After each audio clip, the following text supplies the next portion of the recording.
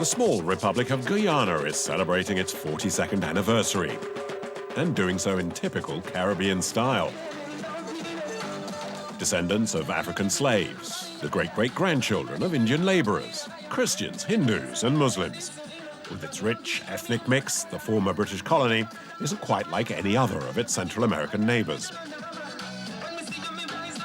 While the party in the capital, Georgetown, is in full swing, Roy is keeping an eye on the repairs being made to his truck, an old British Army Bedford. Roy is a tough customer. He goes where others fear to venture.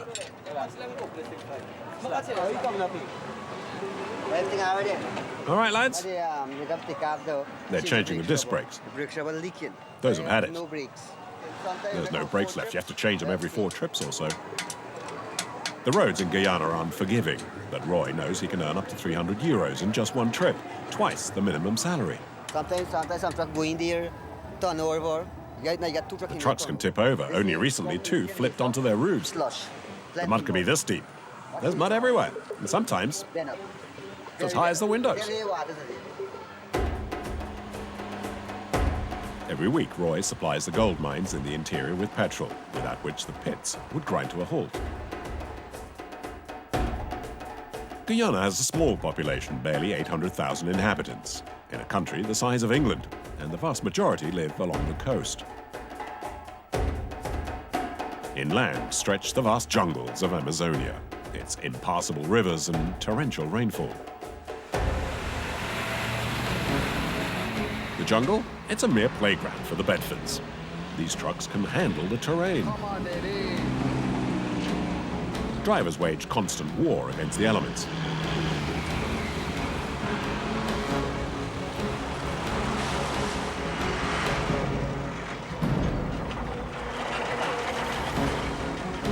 Use the winch. So We haven't made it yet.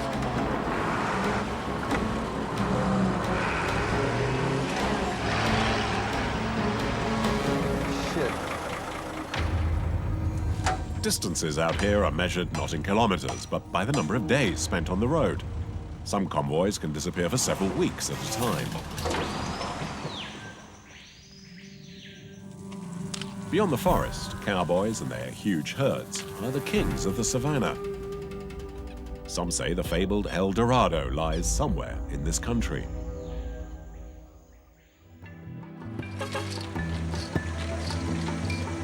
Six in the morning on the Essequibo River. Roy is on the first ferry of the day. Sitting on top of 2,500 litres of fuel in the back of his truck are a few gold hunters heading for the Blackwater mines. It's barely 50 kilometres, but the track is one of the most dangerous in Guyana. And drivers are travelling in a convoy.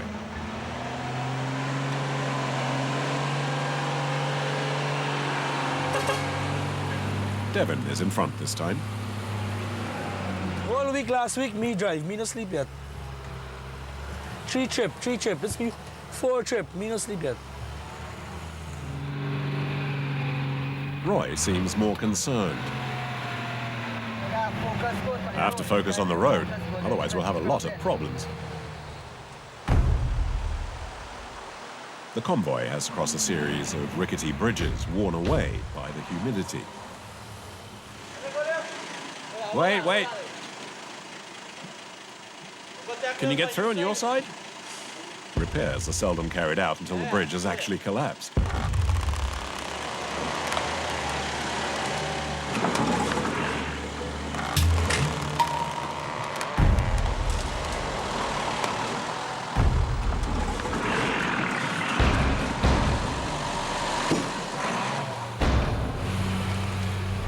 The trucks head into the jungle.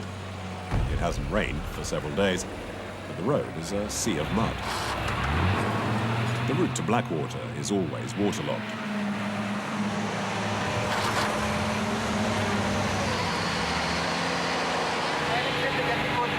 Each trip becomes more difficult. There are plenty of trucks heading in both ways. Each time one passes, the road gets worse. Despite the four-wheel drive, the vehicles struggle and progress is agonizingly slow.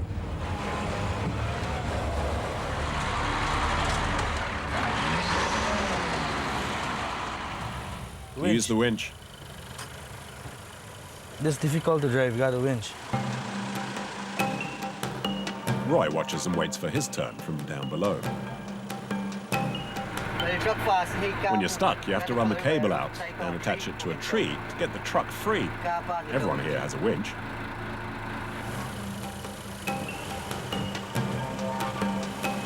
The assistant's job is to run the cable out by hand to a tree that is suitably placed and looks solid enough.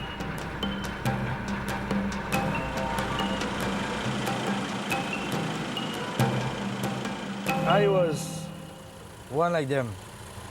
When I was 16, I was a porter. Then I become a driver. Cool. Devin starts up his winch.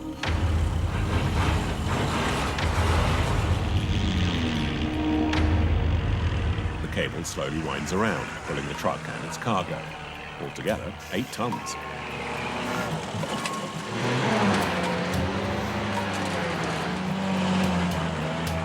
One of the advantages of traveling in a group is that, as he's in the rear, Roy can get himself towed along.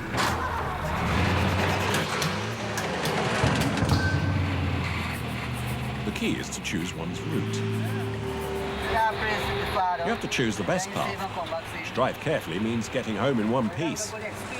You need experience for that and know how to use it. Speed in a convoy never exceeds 5 kilometres an hour. Winch, Use the winch. It turns into a long and laborious series of tough physical efforts, with temperatures at midday oppressive. Humidity is into the 90s.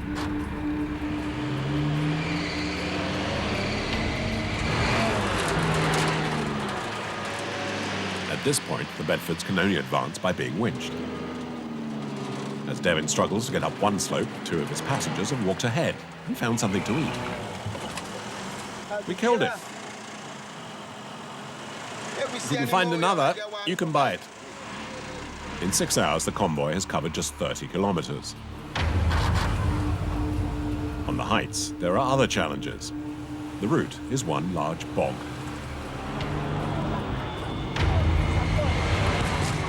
The passengers are scratched by the bushes and shaken by the bumps. Look, he's not stressed. First time he makes the street? Second time. And you think you like it?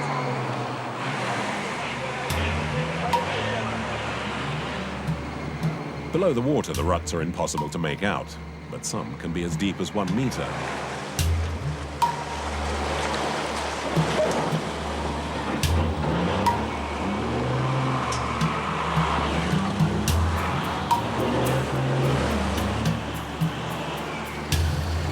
The assistants might find something to amuse themselves, but Devin is at his wit's end. You don't hook the barrel back. You on the barrel. Get down, you idiot. Go on, pull, my friend. As he tries to get free, Devin only seems to get increasingly stuck. Roy decides to try a different path. Here, the road is in better condition, but there's nowhere nearby to attach the winch. The assistants will need to pull the cable by hand for several dozen meters. Most work barefoot.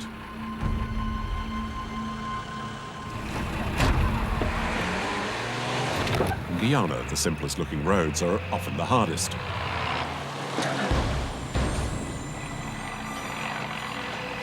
Roy is stuck fast, surrounded by potholes.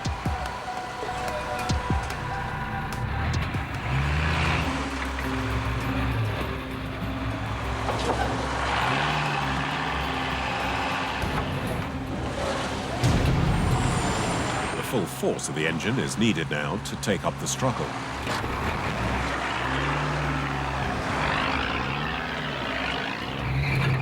At any moment, the truck could tip over.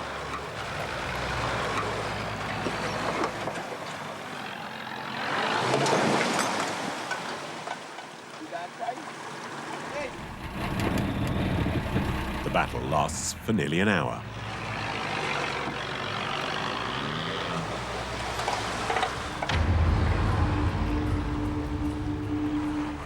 Good track, huh? Huh? Good track. Strong. Good driver. 50 kilometres in 10 hours, but the convoy does finally reach the Blackwater mines. In one of the wildest forests in the world, an army of mechanical diggers is churning up the earth. River courses are being detoured, and the ground is constantly being washed down in the hope of finding a trace of gold. In this remote area, life is hard. Here, one sleeps on the ground under the most basic cover.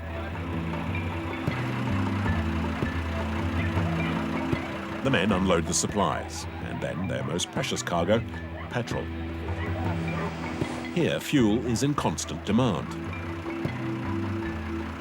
And this excavator that works 24 hours a day. And the excavator takes 2 drums every day. And the dredge takes 2 drums a day too. So 20 drums just last me a week. Mustafa owns this mine, but is a long way from being a millionaire. Any profit he makes is ploughed back into fuel and supplies. The truck with the load, the fuel and the grocery and the meat and all that, it's about $2.5 million. So every trip is about $2.5 million. Like many Guyanese, Mustafa has spent time in the United States. In his case, almost 30 years. Unfortunately, some bad luck forced him to return home and try his hand in the mines. I have my wife and my 2 daughters in the States. I go home every 4 or 5 months. It's a tough life. You got to make sacrifice. You know, as in the States, you just living to pay bills. You know what I mean? Here, there are no salaries. The miners are paid a percentage. Finding just a few grains of the precious gold dust can mean wading through the river for hours and hours. It's not easy. I mean, they can probably finish working at 6 o'clock. By the time they go and they get a shower at the creek and get eating and get into bed, it's probably 8 o'clock. And then they'll get up at 3 o'clock again, and then they go back doing the same thing every day. Then you got malaria, typhoid, dengue fever, you know, all this you got to go through. Everybody out here, even myself, we all get malaria. Once you're out here in the interior, you will get malaria.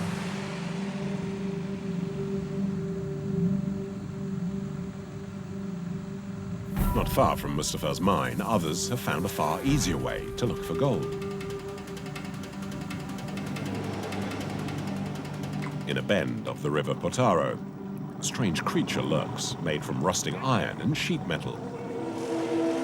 On this barge are 5 Brazilians, looking to make their fortune.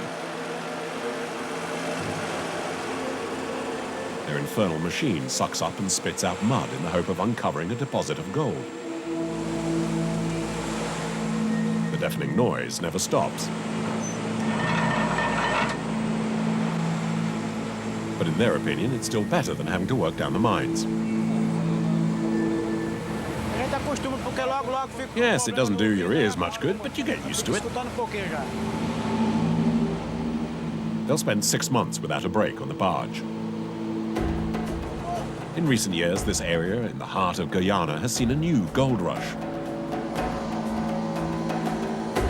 After weeks in the jungle, the men come to Madhya, looking for some R&R. With its 4,000 inhabitants, it's the only town in these parts. The state of its roads contrasts sharply with the dreams of riches the region inspires. Everything here revolves around the gold prospectors. The main business is conducted in these booths. Entering, one is full of hope, only to be disappointed soon afterwards. We came here to sell our gold, but we'll get nothing out of it, will we? You sold your gold. Give me 1,000. Give me, or just $500. Give me some money. You owe me that at least. Not now. Stop whinging. No way. But you know who I am. You're no friend of mine. Give me a good price. The gold is measured in grams. 1 gram will usually bring in 30 euros. The hard-earned cash quickly disappears in the bars of Malaria. Since the gold rush, prostitution here has thrived, and with it, an AIDS epidemic.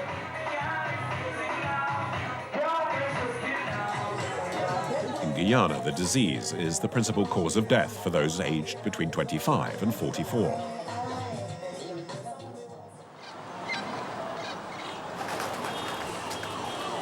Far from the hardships of the interior, Georgetown is a town where life can be good.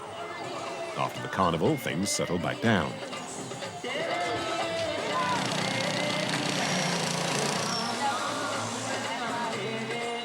At the heart of this activity is the covered market. Below this large Victorian-era building, there are rows of minibuses. The vehicles head off across the country's network of roads and paths, the only way, in most cases, of getting around. Vernon has been a driver for more than 10 years. His destination is Lethem, a remote town near the border with Brazil, some 420 kilometres away.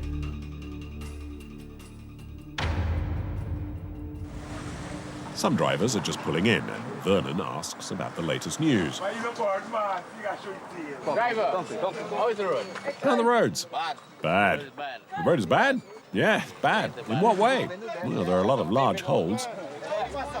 Business is slow today. But by 8 o'clock, Vernon decides to hit the road, even though he has only 2 passengers out of the 9 available seats. The price of the tickets doesn't even cover his expenses. Competition is fierce, so it's best not to turn down any kind of business. If we're gonna wait at the last moment to tell you guys that we don't have a bus going there, and then the next time you won't come and travel with us again. A manic race begins between the minibuses. The first ferry across the river leaves at 6 in the morning. Despite the bumps and the holes, Vernon drives at full speed. In the back, the passengers are already feeling the worse for wear. We do try to meet the crossing for around 4 o'clock, so we get at least an hour and a half rest before the pontoon.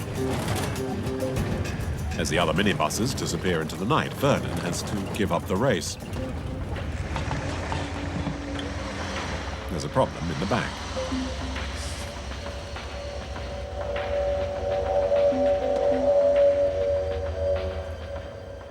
Change the wheel.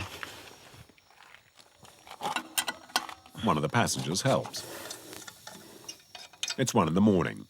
All around for hundreds of kilometers is nothing but Amazonian forest.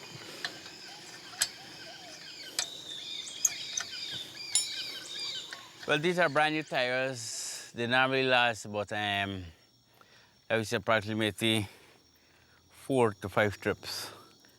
So they'll give you like about 2 weeks. 2 weeks. The puncture means Vernon will lose 40 minutes sleep. There's no way to make up the lost time.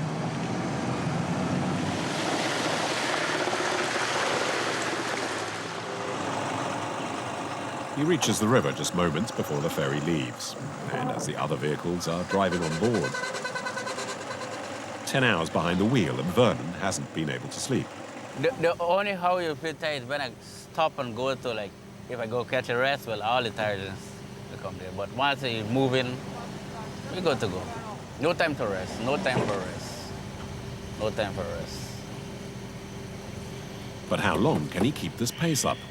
After all, he's still barely halfway through the journey.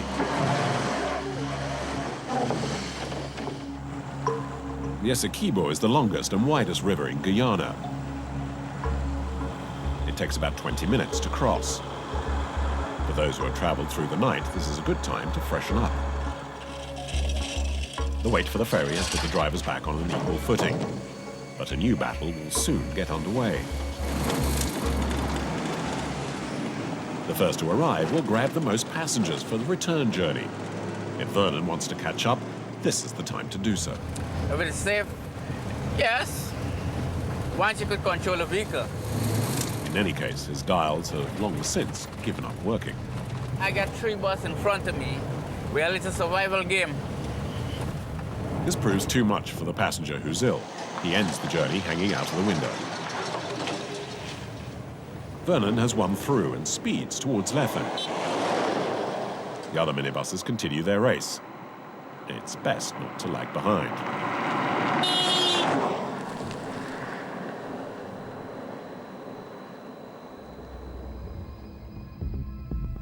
A short distance away, a solitary silhouette under the scorching sun. Ross is the driver of a heavy goods vehicle which broke down here 2 days ago. Around him, the savannah starts burning, but he remains cool. When it's sunshine weather, the fire can go as 1,500 acres for a day. This fire just started by the sun, the heat wave in the area. You just get the fire and it just started off just. Kind of experience. It's not nothing like for 1 day or 2 days. It's like whenever you got the problem, you just got to solve it. It's a bit dangerous because you can, I mean, if you don't have any water or what. Well, so mostly I'm from the countryside. I'm from the low coastal plain and this is in the interior savannah, so I know about survival. His truck has an electrical fault. A passing driver has gone to look for a mechanic, but that could take several days. So Ross stays put and keeps an eye on his cargo of building materials. No, you can't leave the truck. The truck have millions of dollars in investments. Within the goods and the capacity, the goods that's on the truck is about anything about $8 million. What I do during the day, during my leisure time within the breakdown, I think about listening to some music, I read newspapers, a magazine, and that's all you could do. Nothing else, just to keep yourself lively. There's nothing else on the road to do. Just sit back and relax for the time being, you know, till help come.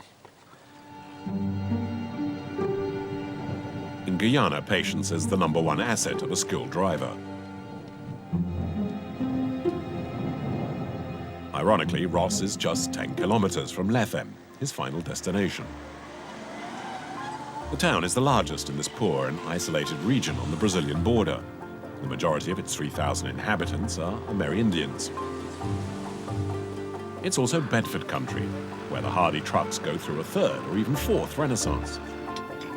A group of men are busy working on one truck from the 1960s, which needs an axle changed. Emil, who spent 16 of his 39 years as a driver, is supervising. Up a little bit. Too much. A little bit more. Good. Got it. He works with Dinesh, his 21-year-old son, who's just starting in the business. His truck often suffers from his lack of experience, but the young man wants to correct his own mistakes. I prefer to do it myself. It's better that way. My assistants and I do the repairs, and so we can guarantee the work. There are no new parts for the Bedfords. The axle is second-hand, imported all the way from England. It weighs several hundred kilos. Some more heavy, but 1, 2, 3, go. 1, 2, 3, go. Hey. It will take all day to complete the work.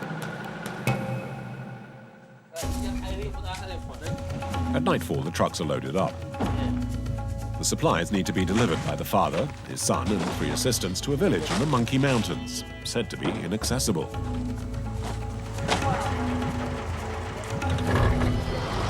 Two days, a week, a month. No one can ever tell just how long a journey like this could take. Yet the village is only 200 kilometers to the north. We got a bridge breakdown on the highway. So we come sideways because you cannot get the bridge. Right now going in a creek. This one here recently happened. Emil insists on driving the first 120 kilometers at night. What's 6 hours of driving in the dark? To cover as much ground as possible before the great unknown. After Karasapay, more worse. It's like more difficult. We're going to sleep Karasapay tonight. And in the morning, 7:30, keep going. Because I need to get the life to see what you're doing. Each generation has its own way of driving. His father remains fully focused, while Dinesh cranks up the volume of his headphones to drown out the noise of the engine. The trucks arrive at the village of Karasabai at 1 in the morning. The occasional passers-by can use the shelter. Everyone hangs up his hammocks, but there's one person who finds it hard to sleep. Well, Leave it on! Emil paces up and down. Keep thinking about tomorrow, you know. If you're passing or no passing.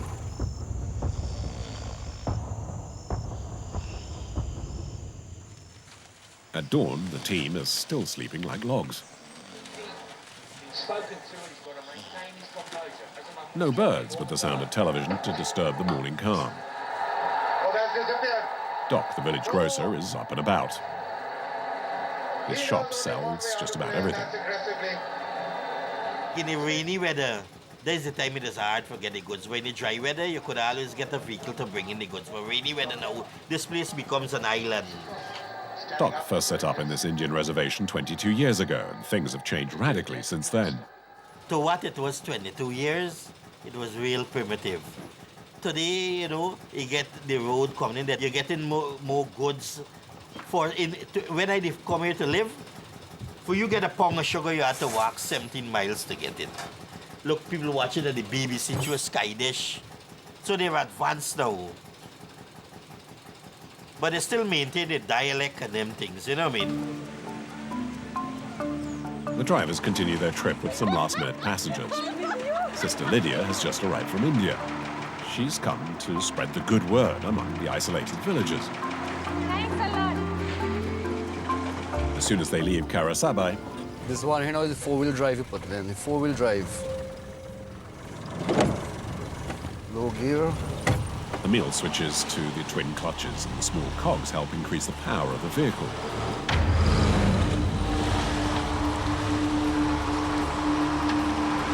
Sister Lydia is looking forward to her voyage into the unknown. This is the first time for me to go, but then it is my willingness to go, actually. I wanted to meet the people, our people, those who are living really in the mountain. I used to hear they are living on the mountain and all. So really I wanted to go. Emil keeps an eye on his son in the rearview mirror. Dinesh is, as always, quite cheerful.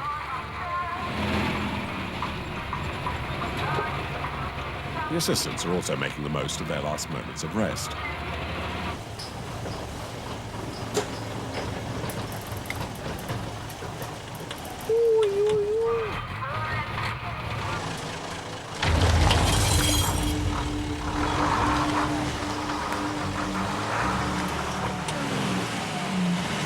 Shit, boy. You need to pull a wire rope now. Yeah, pull the cable wire rope for pulling the truck out. Hey, friend, come, come. The assistants respect Emil as he works as hard as any of them. Yeah, let me try this one.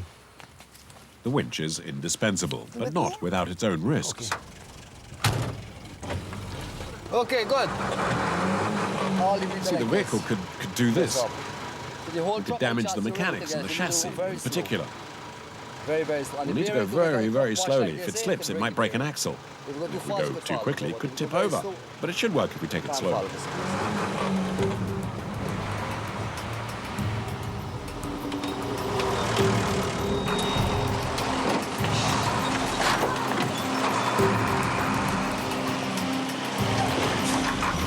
is very adventurous. It is hard. When we see the road, just we can't imagine how the people can manage in such a... But the people, really drivers, has to be more appreciated that they take such a risk. It is it's a life and death. Only everything is in the hand of God, that's all. Only the Almighty God can do anything, everything. Only we just trust and just go. Faith doesn't rule out prudence, and the good sister has got off the truck during the operation. Emil remains calm enough, but at the back, his son seems agitated.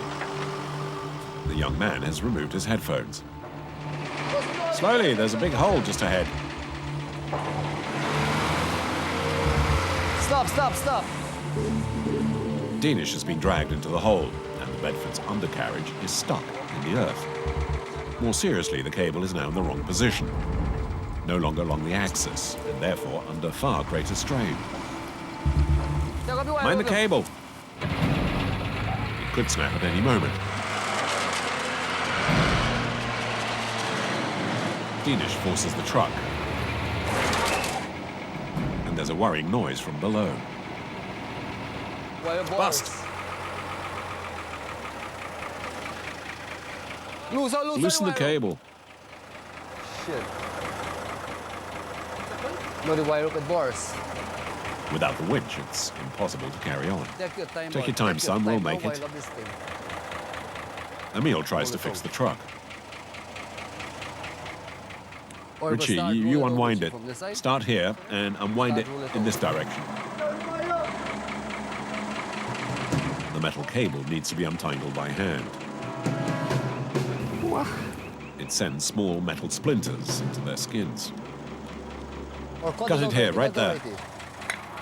The makeshift method means the repairs take more than an hour. Keep an eye on the cable. There's no way they want the same thing to happen again. Yes, undo it. You can go this way, the road's better there. Besides, there's a larger tree. Come on, get on with it.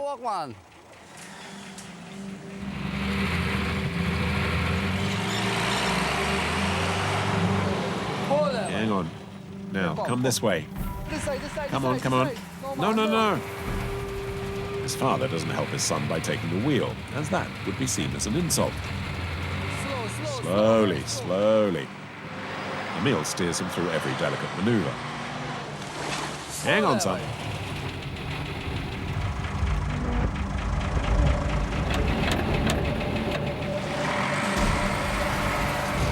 Good.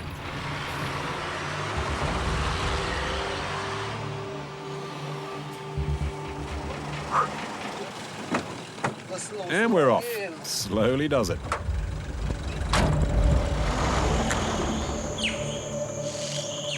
The convoy is swallowed up by the huge and threatening jungle.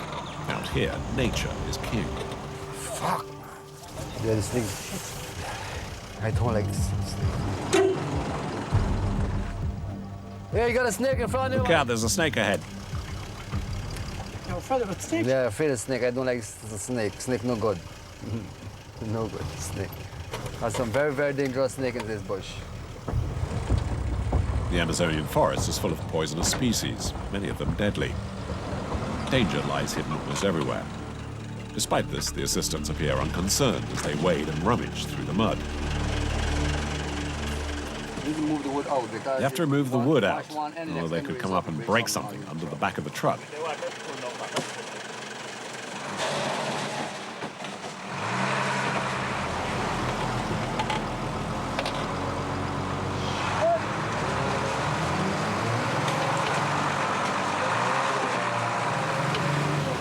Keeping the vehicle under control is a tremendous physical challenge. Come on.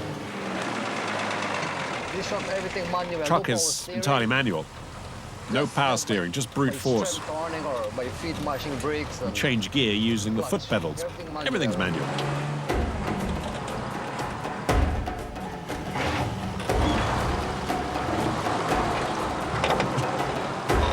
It's hot.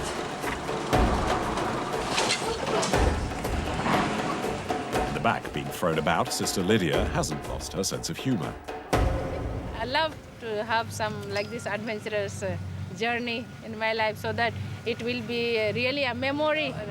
I had heard about it, but the worst, it is too bad that I had not expected. I thought it may be like this little dry, and then though it is climbing up and between the jungle, but then we had to really hard time to wait for 2 hours in one place just for 2 hours, whereas we could have gone too far. The journey is really tough. I did not expect that it will be too tough. but anyway, I am enjoying the good company with the people, with the sisters, so I am enjoying. The journey drags on endlessly. The nun gets off the truck, like the other passengers. The village she's going to is just 2 kilometres away, and at this stage is quicker on foot. The Bedfords, however, have only completed 1/3 of their journey. Dinesh's cable has already broken once, and there's a real doubt whether it can hold out much longer.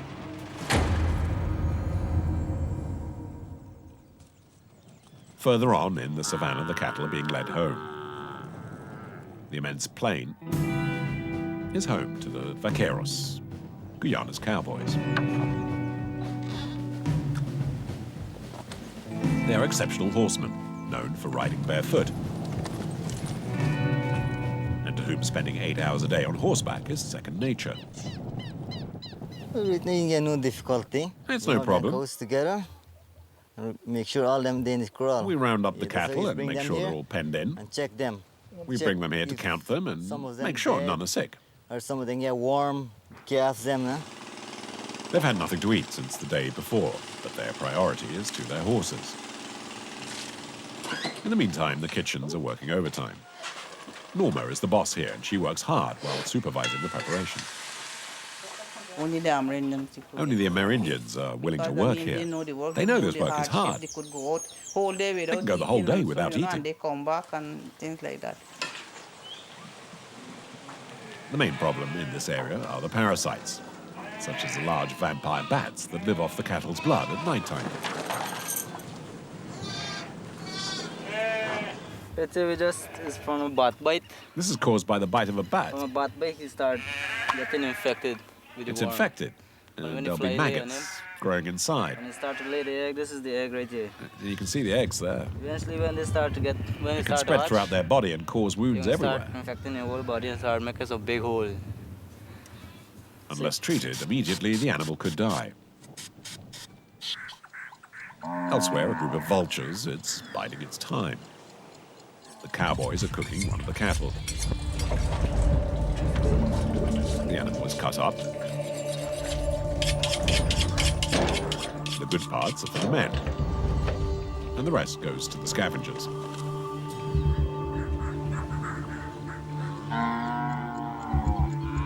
The choicest parts are turned into tasso, the cowboys' basic food. Once cut, the meat is salted and dried and can keep for several months.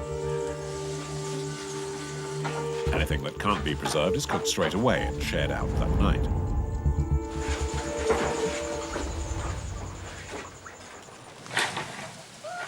Life's tough, but Norma wouldn't have it any other way.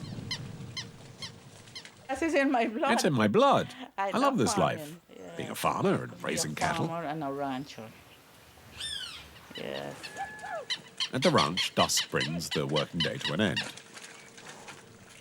But not for everyone. It's gone midnight and lamps light up parts of the jungle.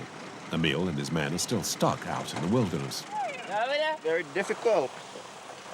The slope is too steep and there's nothing to attach the winch to. They're all baby Those are just baby trees. looking for the big one. We need something bigger. A grandfather tree.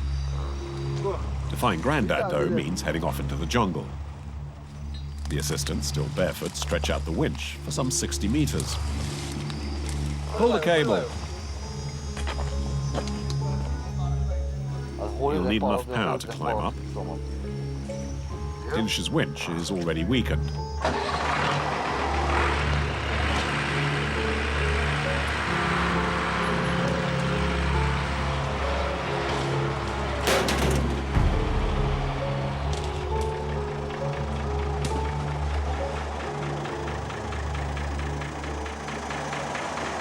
The cable's broken. This is not a good time to carry out repairs, so another solution needs to be found. We'll make a new ring that we can attach to my truck and pull it up to the top. But it will be Will strong. it be strong enough? Yeah. Oh yes, just as strong. But the cable will be shorter. The remaining 20 meters of cable should be enough to tow Dinesh. Making a knot in a 2-centimeter thick metal cable is no easy task. He wins. Now let's get towing.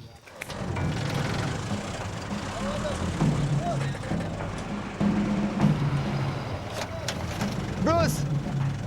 Bruce, tell him to drive real slow. Emil knows this place well and knows it's full of potential traps. It's vital not to step on the gas too violently.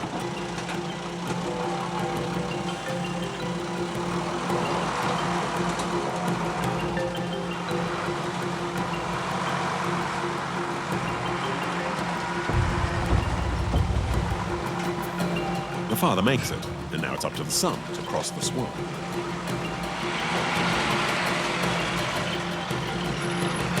The final hurdle, Dinesh loses control. And the truck ends nose down in the mud. And we can't pull him out of that, he's in too deep. We'll try and tow him from behind. Now when I say stop, you stop. You're tired. Yeah. But these problems come with the job, you know.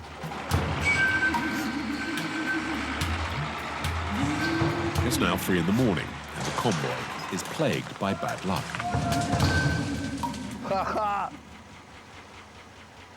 The tree's not solid enough. Didn't hold up. We need to find another, stronger tree. Pull it out backwards. Then he can try and get through again. The second time. Emil and his men haven't slept for more than 20 hours. It's desperation that keeps them going.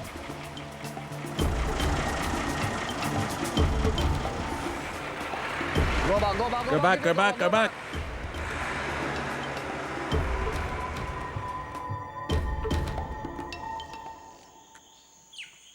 By daybreak, the situation has hardly improved. Fatigue finally overcame the crew, and Dinesh's truck is still on the other side of the bend in the water.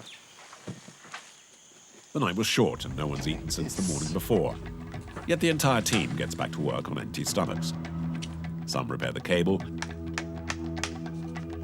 Others improvise an axe handle. It's something that you custom. We're used to this, so we're not scared. Crazy work to do. We never say this job's for madmen. We just try to go as far as possible. We don't want to stay on the road forever. Bruce, the most experienced assistant, comes up with a solution. The water's the problem, so it's a matter of draining it off. Water is finished. Rinse.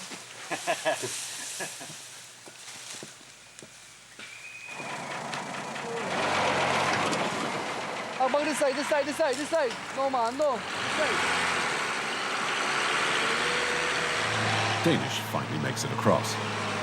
It's Sunday, 9 in the morning. The winch. We left Friday night, Friday 8 o'clock. Take 3.5 hours to reach Crossaway. I can't remember how many hours. Can you check? I can never check these kind of things.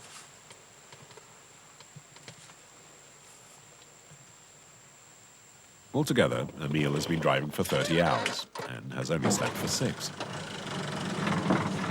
Tired now, I think. Tired plus hungry.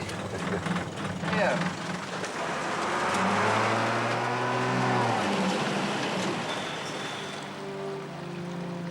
3 hours later, Emil and his crew reach a valley. The cold water will be their only breakfast.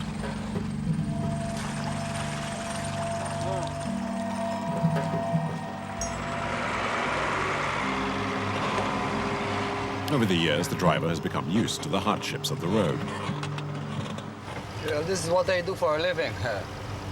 Drive my own truck and, I don't like it, but I need to just do it. He's bracing himself for what lies ahead. The rocks. We started in big mountain, Moiling Mountain, going up now. It takes was 6 minutes of climbing. 1 hour climbing. The assistants walk up ahead, acting as lookouts. Go fast, help me with the big one, help me with the big one fast. Go ahead, remove that large rock. That big one. You cannot stop. Over there. You can't stop on the climb You up. cannot stop. Even if there's a rock, and a big rock could break something in our undercarriage. But Dinesh and his truck are forced to stop halfway up. Tighten up the rope so it doesn't slide. One stone come We out. have to get that rock out and push it down the hill. Tie the rope like this. That'll do. It's large, you know. But if we pull it towards us, it should work. Come on, we'll get it out. The Bedford is tired. Its system has been pushed to the limit. And right now, one of the gear. When we were climbing yesterday, something broke in the gearbox. We can still go on, but we need to go slowly. You hear that noise? That tic-tac? The clutch disintegrates, and the truck keeps stalling.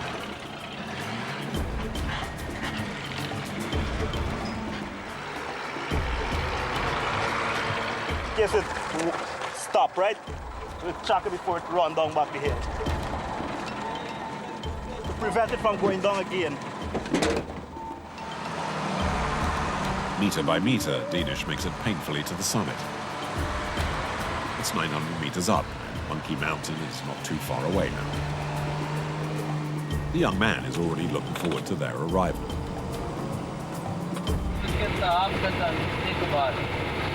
First I'll have a bath, then, well, I don't know. At Monkey Mountain there are girls, if you know what I mean. So I'll go and find myself one.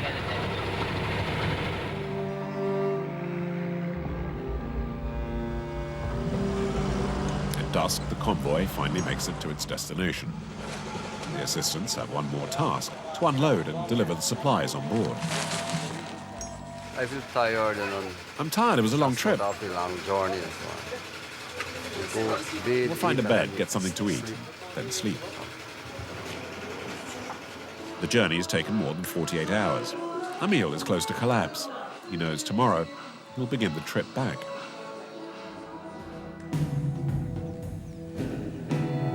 Without the trucks, Monkey Mountain would be cut off from the outside world. In the heart of an Indian reservation in the middle of nowhere, the village has just 750 inhabitants, 200 of them children. The head man here is called Harry. His power lies hidden in these small bags. What's that stuff? Gold.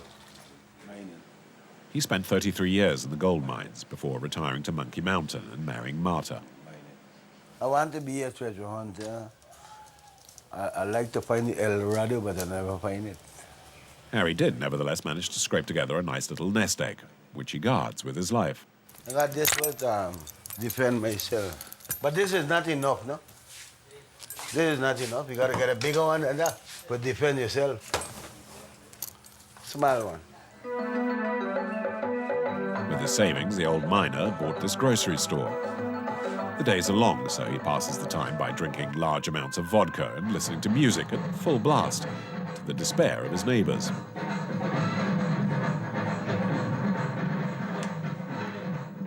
Disturbing all the time. He always disturbs me. Disturbing all Always. the time. Yeah, I don't like I don't like him. He's no friend. He's abusive. He's a fake. Forward. He wants everything for himself. Hector was born on St. Lucia, an island in the Caribbean. He came to Guyana aged 8 with his mother. And I came When I up arrived with this here, part of I the hoped for a world successful life. to look for success in life. Especially in gold, diamonds, farming. Gold and diamond and agriculture. I'd I've seen people get rich that with way. these things. Now 82, he's too old to look for gold. He's bought up all the concessions in the area and is hoping to sell them on to passing miners. But business is slow. Empty. Empty. Just like his old safe.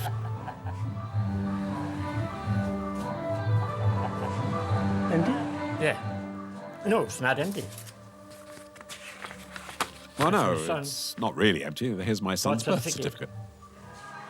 The house is the old man's only valuable. I was I planning wanted to extend it, make it nicer. bigger and better. But it didn't work out.